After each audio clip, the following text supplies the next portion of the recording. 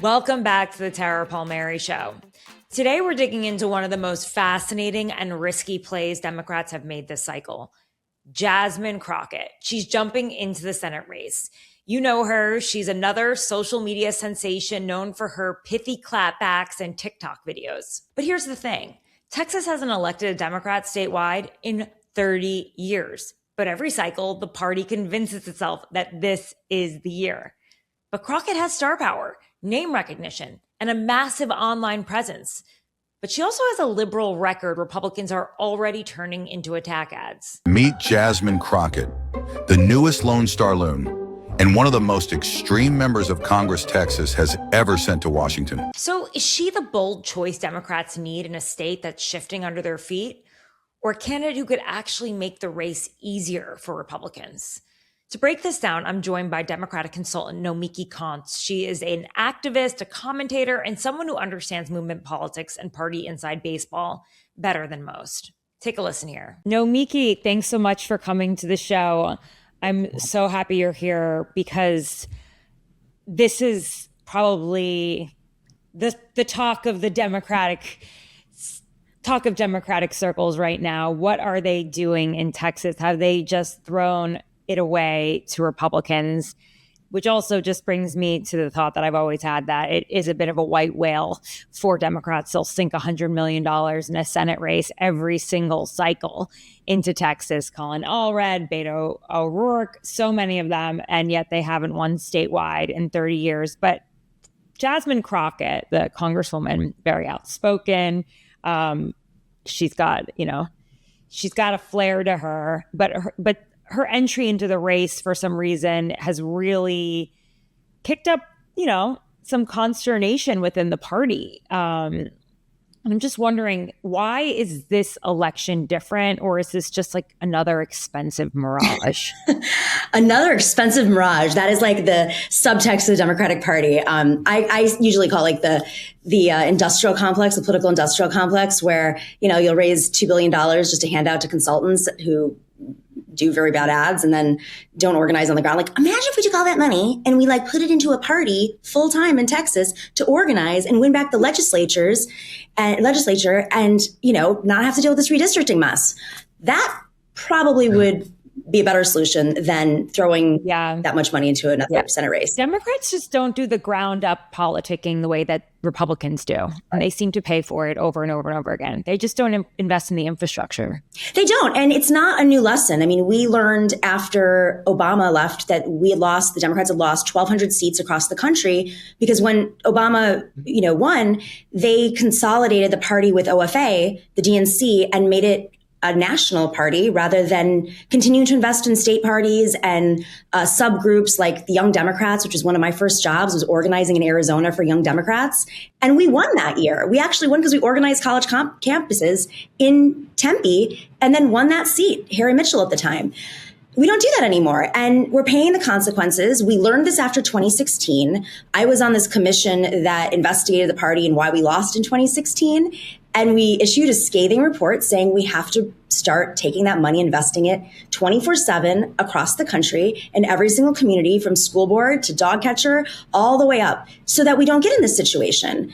But there's just too many moneyed players who have interests, who are in key DNC membership positions, leadership positions, that call the shots. And I think Ken Martin wants to do that as a former head of the state party chairs and a state party chair himself. But he's fighting a really powerful group of people who just really need their eighth home. Really well said. They do need that eighth home. Political consultants make a lot of money. And if you as a reporter report on any of that, expect to get blocked from victory parties, as what happened to me. But that was on the Republican side when I wrote about some of the money that people around Donald Trump were making. And suddenly I was blocked from his victory party. But it's a very touchy subject in Washington. It's how the swamp exists. It's how the grease, it's how Washington works. And so, they put the money where they think they're going to make the most. They make a lot of money in these Texas seats. It's basically charity, right, for them to work on ground up legislature and the type of stuff that maybe, like you said, would prevent the kind of redistricting that we saw in Texas. So here's the thing. Democrats might actually have a path to flipping the seat. And I think that's probably why they're freaking out a little bit about Jasmine Crockett, who could win the primary, who has a very good chance of winning the primary because of Ken Paxton, who is very problematic. He is he's the attorney general in Texas who was impeached. He was brought in for corruption charges. He was indicted. I mean, this guy is just crawling with scandals. His wife hates him. I mean, for biblical reasons, which I still can't get over the reasons of their divorce. Just biblical reasons is the best excuse I've ever heard. But, there's a chance. Okay, a few months ago, last spring, Paxton was beating the Senator Cornyn, who is this incumbent sitting Republican senator, by 18 points in a primary. And that was crazy. And the Senate Leadership Fund was freaking out about it. But the polling seems to have really narrowed. And they're about, within striking distance, 3 points from each other. But the polls also showed that a generic Democrat like Colin Allred, who ran in the last election, who was planning to run until he dropped out of the race for Crockett's entry this past week, he could have beaten Paxton by a point or two in the race, which would have been huge for Democrats. And we are expecting a blue wave. So I think that's partially why it's almost within reach. They can feel it. Trump's underwater in Texas by 9 points right now over the economy. It's almost like you can taste it, right? Is that what it is? I mean, I wonder if there was some sort of internal polling or they expected something to drop. I mean, Allred's run before. I'm sure they have an Oppo file that they've looked at. He obviously has really strong name ID. He's going to go run for that other seat, but it was a strange choice. And Crockett, maybe it was a fundraising situation that I'm not aware of. I think Talarico is also very strong, and I think he, up against a generic Republican, Cornyn or Paxton, very strong because he is a pastor, and he's like a progressive populist pastor who is very well spoken. So one thing I know for sure is that the debate also follows OnlyFans models and porn stars, but we'll talk about that I don't later. know if there's a bot. Listen, I mean, there's like bot farm. We can talk about that all later. Don't worry. Don't worry. We'll get into it. I don't judge. You follow whoever you want. I'm a progressive. But Crockett, she's got to worry about, she has to worry about progressives and being in a primary with a progressive, and in the environment that we're in right now, being somebody who's been on very pro-Israel, state of Israel, on AIPAC, and has been on trips to Israel where she was in photos with the IDF, like IDF put out photos with her. That stuff is blowing up right now on the internet. And it's, you want to have a really strong launch. You want to be able to appeal to progressives. She's obviously very sassy and, has been able to raise her name ID quite a bit in the last couple of years. And this, of course, helps. But I don't know if it was the best move for her politically. But, it could just be a wave. I mean, she might beat Talarico, and she might beat a Republican, and then we'll have, a new senator who's going to bring that sass to the Senate. I don't know. I mean, it was a choice. I'm just curious how it happened behind the scenes. Yeah, me too, actually. So Crockett's net favorable ratings are 33 to 40. So she's -7 in terms of her unfavorables. And Allred's were 31 to 28, and he's +3. But here's my feeling about Colin Allred. We've had him on the show. He is, he's a nice guy, but I don't know, the stench of loss isn't great when you're running again. And I just think people want a winner. I never found him to be particularly charismatic or a great communicator for the party. Even on the show, I was like, would I even want to watch this myself? And we are in the age of Trump. And in the age of Trump, a politician has to be captivating. A politician has to be a really good communicator for the party. And Beto was probably one of the most talented retail politicians out there. And he still came short. I mean, very close when he ran against Ted Cruz. But, Allred still pulled higher than Crockett in a head-to-head versus Paxton. But, again, it's always hard to say. These numbers are so close right now. Like, we're talking about between 3 to 1 points it's early. on the polling. It is early. Super early. The campaigns haven't even really gotten going. They're basically just digital campaigns right now, like raising money. I'm not saying they're not things on the ground, but in terms of like head-to-head, I mean, I don't think it's going to heat up. Maybe after the new year, it'll start to heat up a little bit more. Immediately after the new year, I should say, not right. before. Well, that's the thing I wanted to point out. So, Paxton was beating Cornyn by 18 points, double digits, like smoked out in a primary, Republican primary, right? And now they're within striking distance. And that was just over 6 months. So really anything can happen. We're about a year away.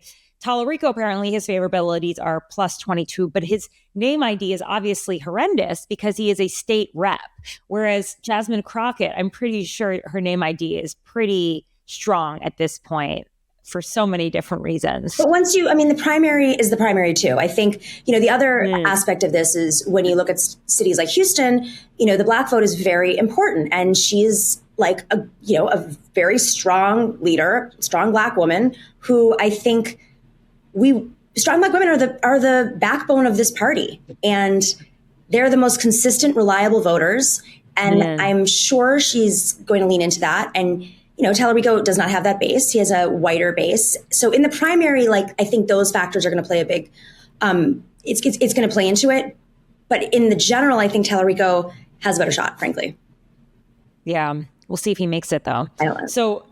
Yeah, right. So Senator Cornyn already has an ad out attacking Crockett as radical, theatrical, and ineffective. Take a listen to the ad over here.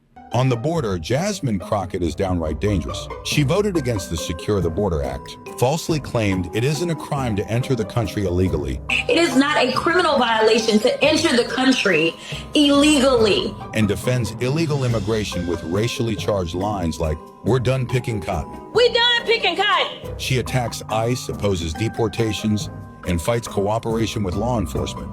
At a time of historic border chaos, Crockett sides with the crisis, not Texas. The thing that I think is so funny about this is to criticize a woman for being radical, theatrical, and ineffective. It's like, are you talking about Crockett and President Trump? Because isn't he exactly one of the same? Isn't he the same? He is radical and theatrical. Some might say he's effective depending on your point of view, but radical and theatrical is kind of the entry into politics at this point. Some of the comments, though, she has made will come back to bite her, particularly on immigration. It is Texas. Let's not forget that. You can be too progressive. You can be too left for Texas. Right.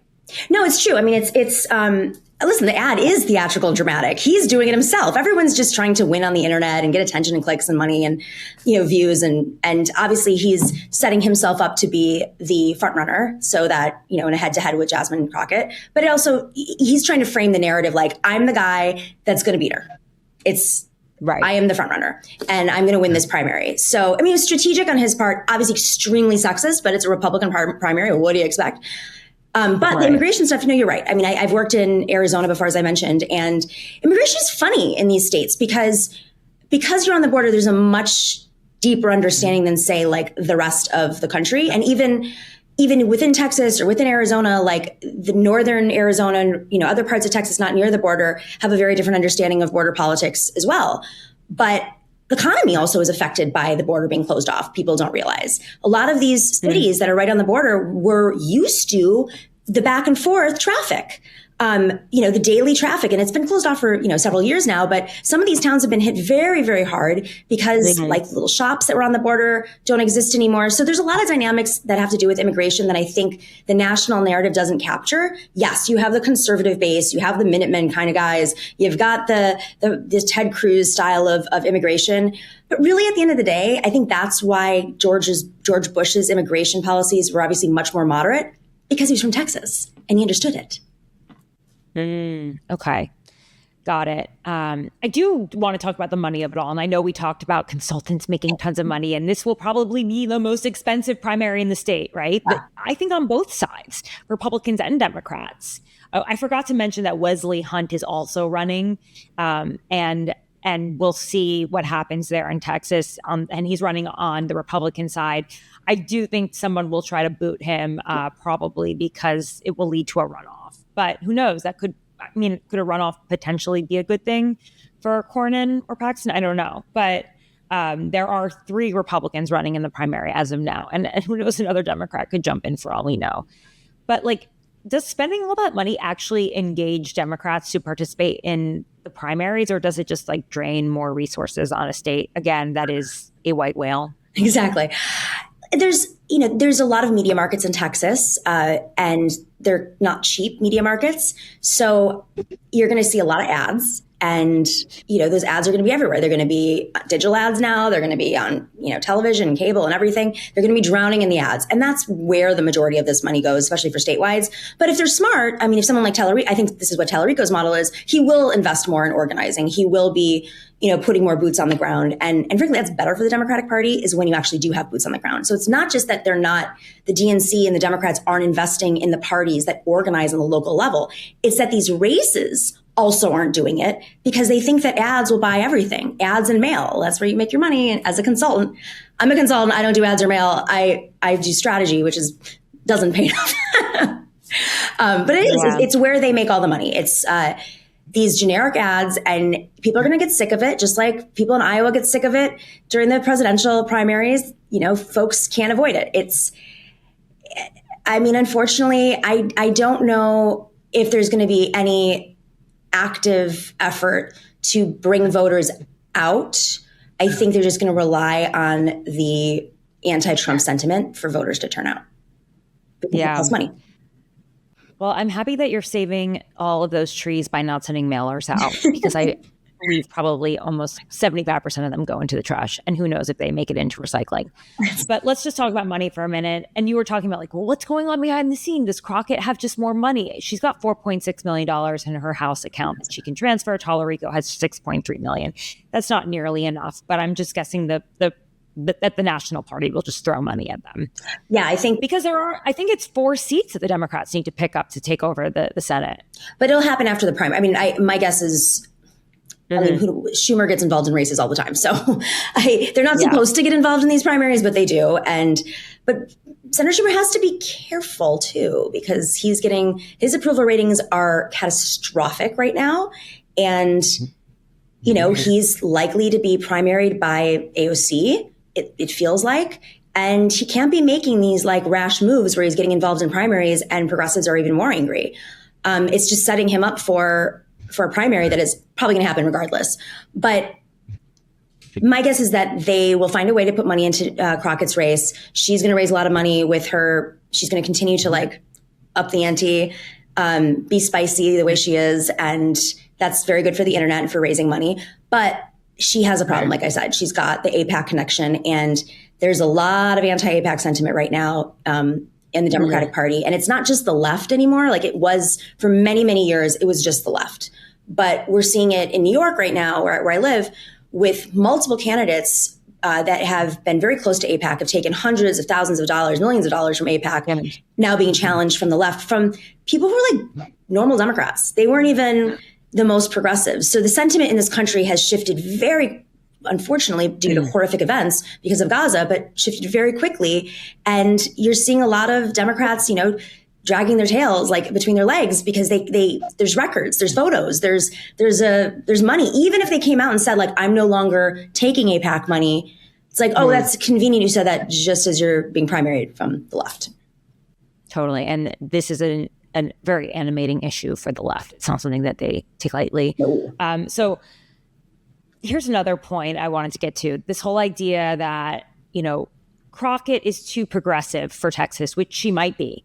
But the guy she's running against, James Talerico, he might be just as progressive as her. And that's according to John Taylor at the University of Texas. And he works in the political science department. So why is she the radical one? Is it just because she makes clickbait all day long? Is it her style? I'm confused. I mean, I think are they both problematic at the end of the day in a general? My guess is that they probably say she's too radical just because she's more well-known. And I mean, of course, there's probably sexism there too. But I think that, politically speaking, I mean, she's been a little bit more conservative than most progressives. I think that, yeah, it's what they do to women. It's what they do to women who have a voice. And it's how they're going to frame her too, how the Republicans in an incredibly sexist and racist way will frame her. But don't we want fighters right now? I mean, we look at Texas like it's this conservative, truly conservative state. I don't think so. I think that, the cities in Texas are very Democratic. There is a populism in Texas. It's just Democrats don't work there full time. So if there is that sentiment right now where people want a fighter and Trump's numbers are where they are, especially with the economy right now, and that continues, I think it doesn't matter how vocal she is, how quote unquote radical she is. I think she's going to be on stage in a debate if she's the nominee with a Republican, and they're not going to be able to run away from Trump's record, which is not doing well.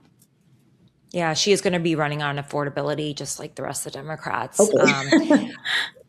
It's funny because a Republican consultant in Texas who's very close to this race said that the Republicans believe that if Crockett wins the primary, Texas is off the table. Is that unfair? Oh, interesting. Texas off the table for Republicans now? Yeah, like they're not. No, like they don't have to worry about it if she wins the primary. They think that they'll win. That they think they're going to beat her. Yeah. I mean, I feel I'm not on the ground, but having spent enough time there and having friends that are involved in these races, I just it was so close with Beto. It was so close with Allred. And now the temperature has just gotten so much worse for Republicans. It's just gone up. I think it's going to be very difficult for Republicans to run away from Trump's record. They're all going to be relying on the MAGA base for the primary. And then in the general, they're going to be running away from the MAGA base. And I don't really think it's going to work right now. So, even as we're having this conversation, I'm more convinced that whoever is the Democratic nominee will probably win. But again, we have a long set of months ahead of us and anything can happen. Texas could secede. Donald Trump could kick it out of the country. I don't know. Yeah. I mean, this consultant also gave me the caveat of, well, if Paxton wins, then it's anyone's guess. Yeah. I mean, maybe. I mean, he might just have too much baggage. I think that's possible. I think the baggage is going to be bad. Go ahead. Yeah, not everyone's Trump. Like they can't carry their baggage everywhere with them. And Trump can't even carry it in Texas right now. That's the point. It's like, this is the problem now. Is Trump is trying to change the conversation, wag the dog every day. He's like, wag the dog in chief. Where one day he's talking about this, then that the Department of War is imploding because of the chats and this and that, and Venezuela, and then the next day he's like talking about something else. He's going to Pennsylvania and doing an economic speech at a casino, and it's like, and every single thing he does, he's screwing up that he has to change the topic again the next day. And I think that's like really resonating with people. It's not just the autocratic, playbook of moving a million miles an hour and just throwing everything against the wall. It's also his strategy to change the conversation, which he used to do in the 90s when he was, in New York talking to the Post every day with his fake identity. What was it called, John? Change the conversation towards him and his love life. Yeah.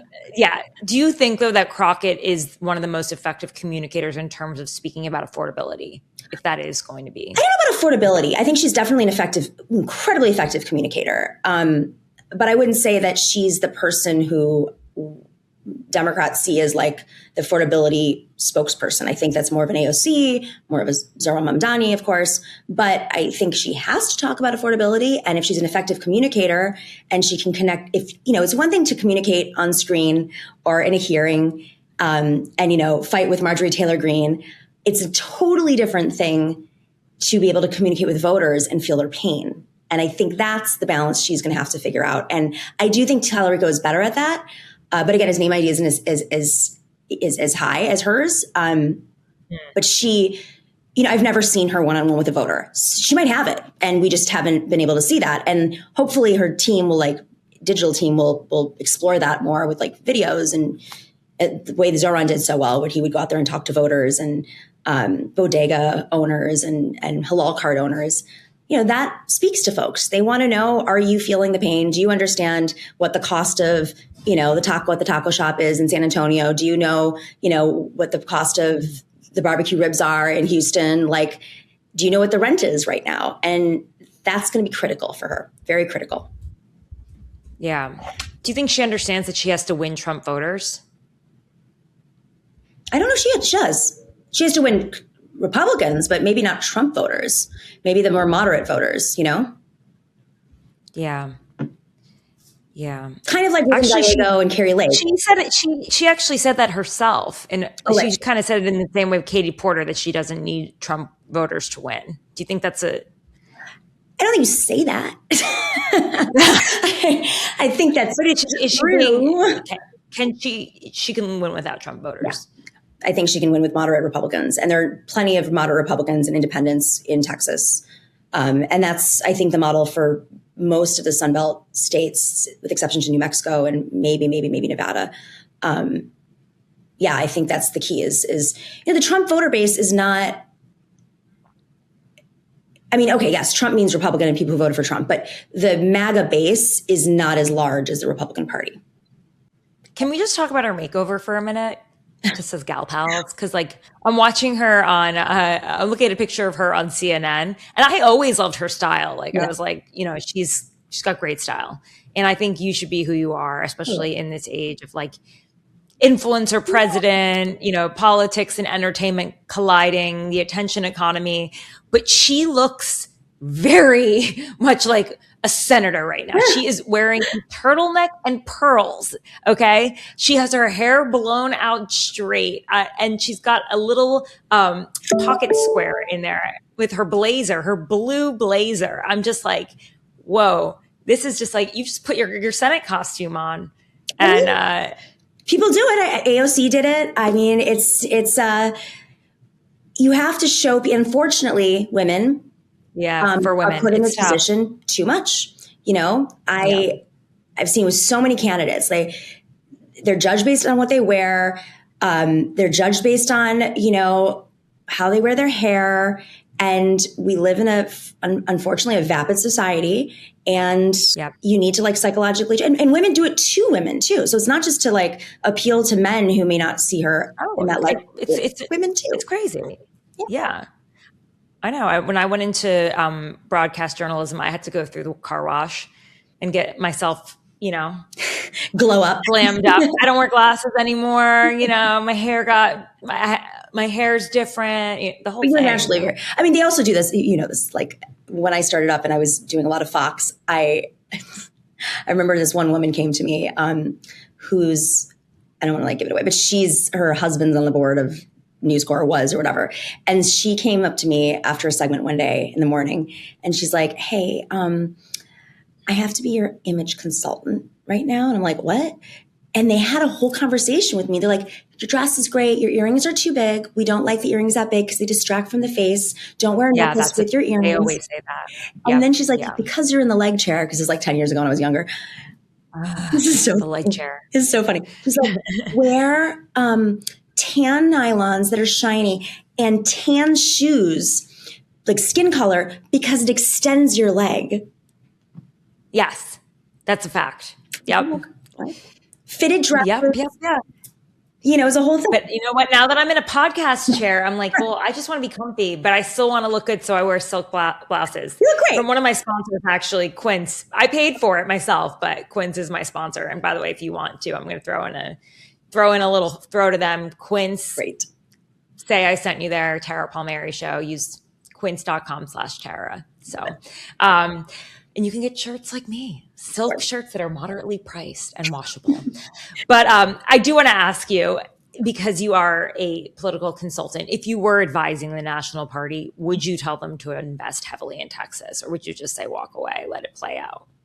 I would probably wait and see how much the Democrats are able to raise on their own, the candidates right now on their own, given that there is so much visibility and so many eyes on them on both sides, the Talarico and Crockett. And then because it's too late to, build up the party from the ground up right now. I think after this cycle, the Democrats should definitely put more money into their state party, other state parties. They should be, training organizers on the ground more. They should be recruiting women to run for school boards in that state. I mean, I didn't really understand through this redistricting process. I learned about how the elections work in Texas is wild, and how the legislature works. Like, it's wild. But we as Democrats don't spend enough time, like consultants, whoever, really understanding the nitty gritty of how these localities operate. And I think this race will probably have enough money being thrown at it from different committees and interests. And I think whoever's the nominee will... There'll be a lot of grassroots money just being thrown at it because of the people involved. Exactly. But, of course, they're going to come in if there's some extra money that's, needed. But off years, yeah, they should be investing in the state. It's winnable. And then we won't be in this situation every few years. But then, consultants will lose their money. So...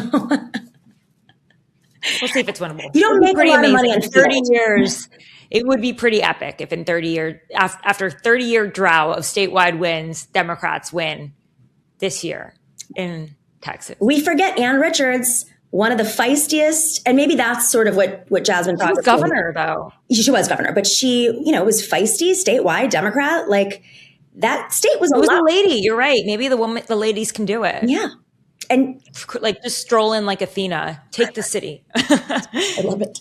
And back then, see, Nomiki was obviously Greek, so I had to use the Athena reference. Yes. Reference. I love it. Or would you, if you had to choose a state though, if you could only choose 2 states to focus on this cycle, which one would you do for Democrats? I think Texas is so fascinating, for sure. And New York is fascinating. I mean, basically that's what I'm doing right now is New York City, but New York City just has so many races this cycle. And, you have a lot of opportunity people are unafraid to challenge. And that's where the conversation's coming out of right now in terms of progressive politics and affordability. Obviously, we're going to have a new mayor who's going to play a big role in the national conversation. And that's going to impact all the down ballot races, which I know it's a Democratic state, so people are like, who cares about the down ballot races? But we had a legislature, as you know, when you were in New York as a reporter, we had a legislature that was held up by, Republicans for a very long time and Andrew Cuomo. So there's a lot of opportunity for growth. And I also think New York is where you're going to see a lot of the progress come out of that will set the model for the rest of the country, just because we were able to defeat, get the legislature back and defeat Cuomo. And I'd be watching all these congressional races. They're fascinating. I mean, you have 2 races right now, one in the poorest district in the country that brushes up against the most wealthy district in the country where there's competitive primaries. And that's all in New York City. So I think it's great for the narrative of just setting the tone and the narrative and the type of campaigns that we probably need to run all over the country, even though it's New York City. Okay. Yeah. But also, I think the state of New York is probably useful because there's probably a lot of pickup House seats. Exactly. And that actually... New York was strangely the majority maker. Yeah, it was. And they took their eye off the ball, a couple years ago. And, the DCCC chair was being challenged, Sean Patrick Maloney, and he's no longer in office. He was redistricted. And that's the year that we lost the House and all roads led to New York. And we still have the same Democratic Party chair who is partially responsible for that. Yeah. That was another episode of the Tara Palmeri Show. Stick around for the exclusive interview with Nomiki Konst. She's a friend of mine, and she opens up about what it's like to be almost a political spouse to the former mayor of New York, Bill de Blasio, someone that I used to cover. Yeah, their breakup was pretty messy, as you heard, and I can't believe that they were almost going to have a child together, but take a listen to it all. Just kind of spilled out at the end of this interview, and we thought, hey, why not just clip it and make it its own interview altogether? I want to thank everyone for tuning into the show. If you like this show, please subscribe, rate it, share it with all your friends. If you want to support my independent journalism, go to tarapalmeri.com and sign up for my newsletter, The Red Letter. By becoming a paid subscriber, you get my exclusive reporting straight to your inbox. And it's also just a great way to support independent journalists who don't have corporate sponsors. I want to thank my producer, Eric Abinate. I want to thank Abby Baker on the research and social media. And I want to thank my manager, Dan Rosen, and Adam Stewart on the graphics. See you again tomorrow.